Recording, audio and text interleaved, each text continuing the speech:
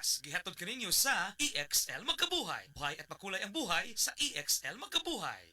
Ilikay sa ubo, sip-on og trangkaso si baby. Ang paghatag og saktong nutrisyon og D3 syrup for kids, maoy kanunaya. Aron muligon ang iyang resistensya. Sa D3 syrup, protektado si baby.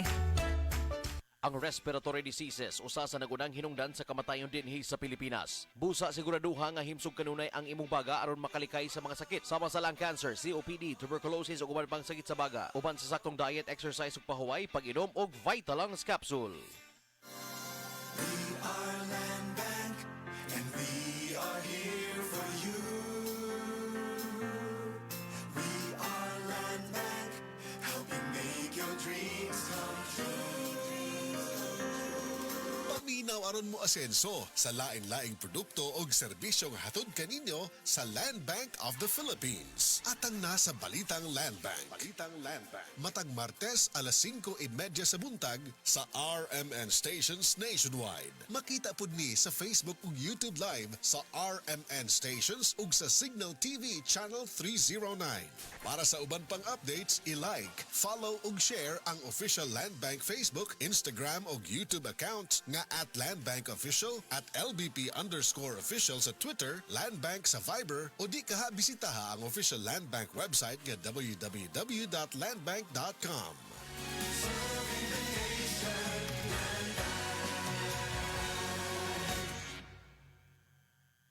Breast cancer, ang delikado ug mamatay ni nga sakit nga cancer sa mga babae. Mag Life Extension Vitamin D3 na mo. Rekomendado sa mga medical doctors. Aprobado sa FDA Philippines ug FDA USA. Sukla nato ang breast cancer. Mapalit sa mga butika. This time check is brought to you by Tanduay Rum 5 years. Tibay ng loob, tibay Tanduay. Ipatak-patak ang punjisol sa kati-kati ng katawan tulad ng buni, alipong at an-an. Tandaan! Sabuni, alipunga at saanan! Punjisol mo! Benzoic acid plus salicylic acid is the generic name of Fungisol. If symptoms persist, consult your doctor. Ang Fungisol mapalit sa Rose Pharmacy, 360 Pharmacy, Majesty Pharmacy, Billings Pharmacy, Queen's Pharmacy, Alfar Pharmacy, Evercare Pharmacy, La Nueva Pharmacy o sa inyong mga suking butika. Ako si Joy sa Balandit. Ako ba na lupus ang iyang sakit? Ang problema ko, kadili na siya kabangon, dili na mukaon, nang lagom na siya, namurot ang iyang lawas. Kung saan may akong itambal, mauto na may akong silingan diri nga, naninda silang boss herbal capsule. Pagkainom niya suso sa kasiman, nakaloy sa Ginoo, nibalik ang iyang kusog, nawa na iyang panglagom, kabangon na yung taon siya, mukaon na siya. Ug hantod karon, ang boss herbal capsule ra gyud akong gisaligan, wa na siya gi-maintain nga tambal. Proven and tested gyud na sa ako ang bana. This time check is brought to you by Breeze. Daming labada, mag-Breeze 3 washes pa ka na. Ang mahugaw nga colon na makadaot sa lawas. Dakong mahinabo nga mahilo ka og sa kadangatan mag-develop ini sa colon cancer kung ato pasagdan ang large intestine. Ang hugaw nga colon ang pinakauna nga silent killer. Ang kamatayon magsugod sa colon. Mag-inom sang Super Fiber, the fast-acting colon cleansing product approved by the FDA Philippines. Ug para sa mas maayo nga resulta ubanon sa pag-inom ang Life Extension Vitamin D3 kag Super Fiber. Para sa himsog kag maayong digestion, mag-inom kada adlaw sang Super Fiber. Mapalit sa mga butika. Mari, ang dami naman mga tuyong dahon dito sa ilalim ng tore. Mabuti sigurong magsiga tayo para matanggal ng mga to. Hep, hep! Mga misis, mapanganib ang inyong gagawin. Ang makapal na usok na dulot ng pagsisiga, malapit o sa ilalim ng mga linya ng kuryente ay maaaring maging sanhi ng malawakang brownout. Naku, perwisyo yun sa ating lahat. Buti na lang hindi tayo nagsiga, Mare. Salamat, Linoy. Kapag nakakita ng ganitong gawain, i-report agad sa 0917-847-6427 o 0918-847-6427. Isang paalala mula sa NGCP. Kangulngul basta buok kong lawas. Nagparami ka man kung siya magibuhat. May edad ka na. Haplasin na imong kalawasan ning dakong koy herbal oil. May mga sangkap nga mahupay sa imong gibating kangulngul o kakapoy. Paspasa na sa mga lihok ni Maria. Naulian din ko Maria sa gigamit kong koy herbal oil. Koy Herbal Oil. Magatabang ngayon. Koy Herbal Oil. Tag 90 pesos matagusa. Ug mapalit sa mga suki ninyong butika. No approved therapeutic claims.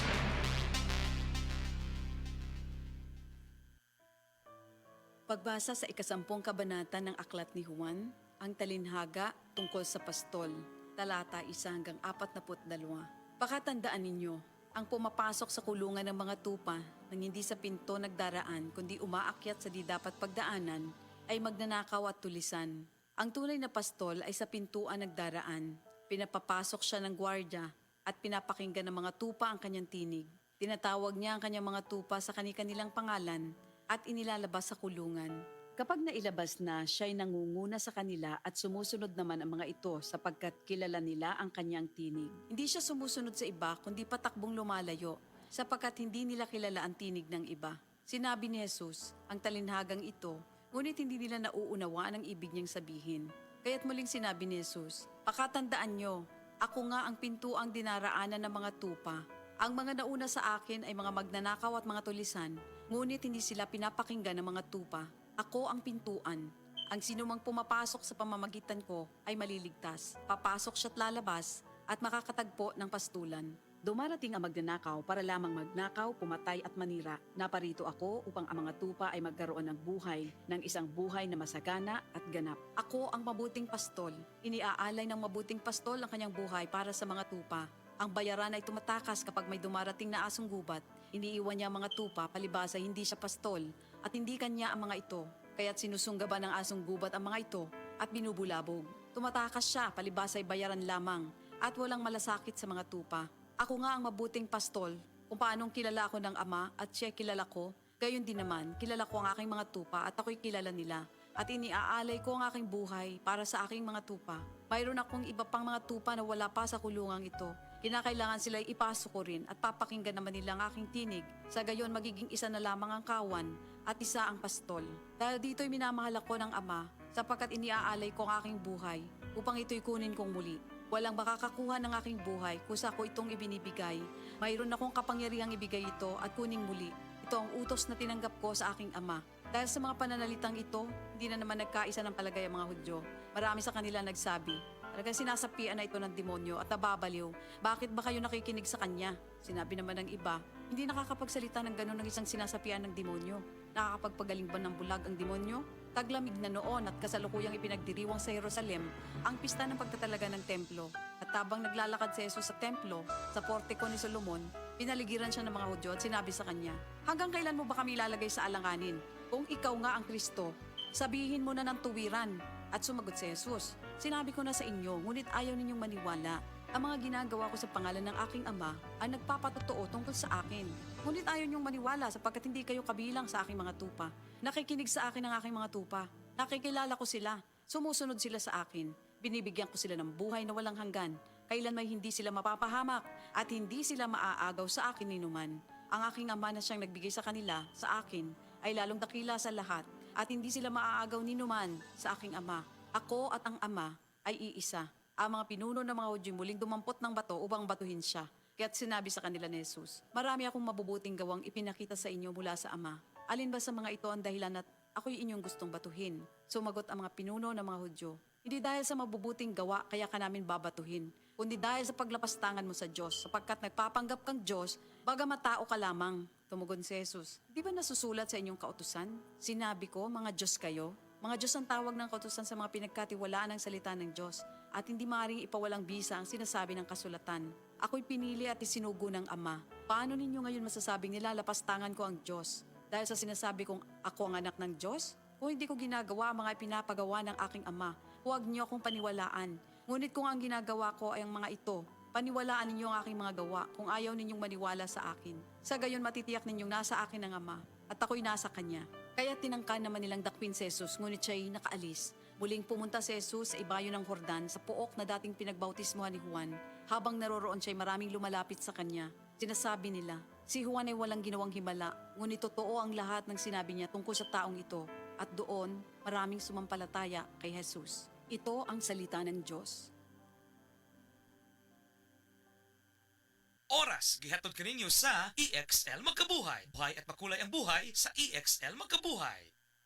Pag kayo'y nabasagan, madaling remedyohan. Pagkatapos dikitan, Parang bago na naman. Pioneer Epoxy, pandikit ng kristal, kahoy at bakal, pang-repair ng radiator, Tambucho, refrigerator, martilyo, kutsilyo, tipo, araro, gero, aparador, pampatibay ng bangka, kisame, etc. Pioneer Epoxy, paborito ng bayan. Sa mga workaholic, epektibo ang atong Paragis Bila-Bila Herbal Coffee. Sama na lang ni Roland De La Cruz, nga taga Mati, Davao. Roland De La Cruz, sa Purok Isla, Barangay Central, Purok President. Anong ganahan man kay ka sa kape? Sa Bila-Bila Coffee, laskig ang imong lawas o mayo ang imong lihok. Basta laskig niya kondisyon, makalihok kag may sa trabaho. Kung di ka kainom, murag magluya na ka? Murag luya-luya, lahi ra gyud. Tungod kay nindot gyud ang Bila-Bila Coffee. Kini ginama sa GFMQ Marketing kay sa Paragis Bila-Bila. Dili na ka mag-agwanta pa. This newscast is brought to you by Star Margarine. Sustansya rap para abot ang pangarap. Mga kapanyawan, si Romeo Aldamia na disgrasya nakaangkon og daghang samad nang haplas sa said Liniment Oil ang samad na ulian. Naunsa din na siya day. Kuan ko sa motorbike, balik kalit ang irom ning natumba na pitso kog kabagnos. Pag-abot ako dris balay, ako day ko nag-seed element sa samad. Diri, kaabot sa tulukan adlaw, awat na. Grabe yun, believe ko sa seed element Romeo Aldamia, malalag bagong bayan. 59 ako. Ang bagong formulation sa said marketing oil makatabang sa pagdali paghiuli sa samad. Basta tatak said marketing, tatak magaling. Kini si Max Urban. Kape nga gipaabot sa masa, Sid Panyawan Coffee, pait ang panlami iyang timpla. Sid Panyawan Coffee, paras mga batanon ug tigulang. Sid Panyawan Coffee, sa panglawas makatabang. Sid Panyawan Coffee, kape nga pangmasa, kaping dili mahal, gaan sa bulsa, sa grocery ayaw ninyong kalinti. Ang Sid Panyawan Coffee, paborito ni Lolo ug ni Lula. Sid Panyawan Coffee, tilawi lang aron mo tuo ka. Sid Panyawan Coffee, pila kahigop lang mo baskog ka. Sid Panyawan Coffee, sa quality kontento ka.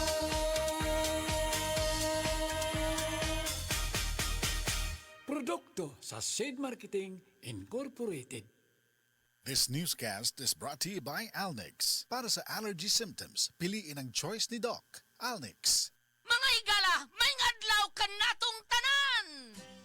Kini si Kuya Gulyat ninyong adunay na ilhan nga lamian kaayong tabliya, ang Don Pepe tabliya. Sa kaumot kalami, walay mudili, sa Don Pepe nga tabliya.